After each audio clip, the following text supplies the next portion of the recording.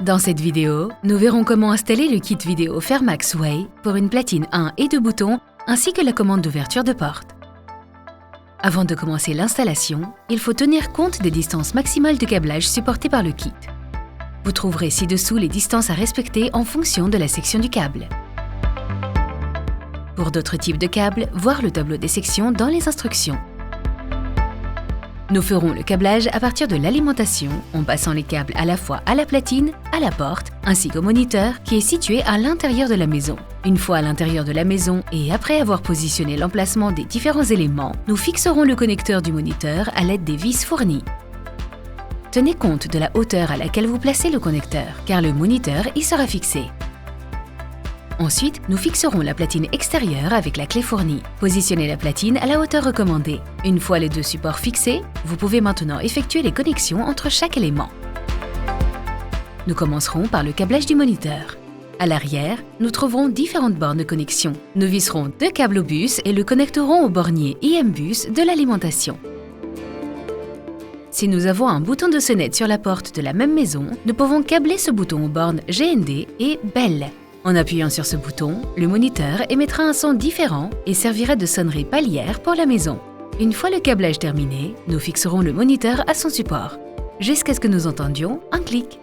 Nous allons maintenant au niveau de la platine extérieure et connecter les deux fils provenant du bus DS de l'alimentation.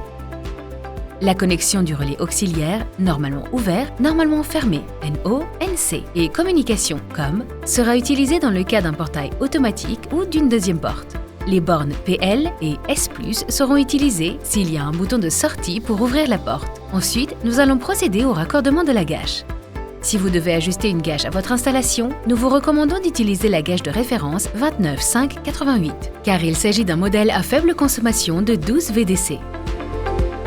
Vous pouvez également utiliser n'importe quelle gâche de 12 VDC, dont la consommation maximale ne dépasse pas 250 mA. Il est important d'utiliser des varistances pour la protection de votre installation. Connectez les câbles entre la platine et la gâche, utilisant les bornes S+, S- et GND. Connectez une des varistances aux plaques et l'autre directement à la gâche.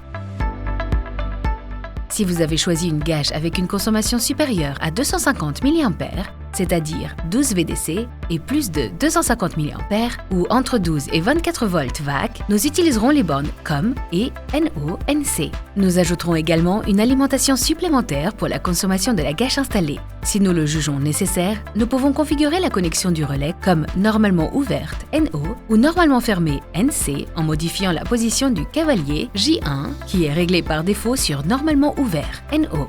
Enfin, si nous ajoutons une deuxième platine au kit, nous pouvons la configurer en modifiant la position du cavalier J2 en le plaçant vers les broches gauche et centrale, indiquant qu'il s'agit de la deuxième platine. Si une caméra supplémentaire est disponible, nous la connecterons aux bornes S-, GND et CCTV. Cette caméra doit disposer d'une alimentation spécifique.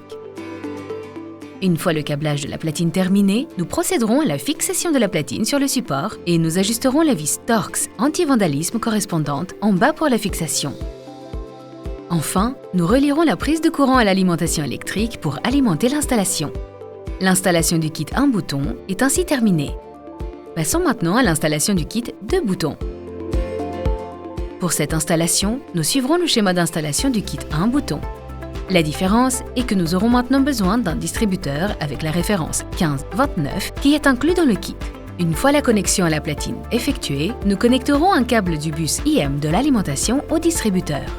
Depuis l'autre connexion du distributeur, nous connecterons deux câbles au bus de chaque moniteur, soit en cascade, soit en étoile. S'il y a une sonnerie palière sur la porte de la maison, nous la connecterons aux entrées GND et Bell du moniteur correspondant. Ceci conclut l'installation du kit Way pour les deux kits. Merci de votre attention et à la prochaine fois.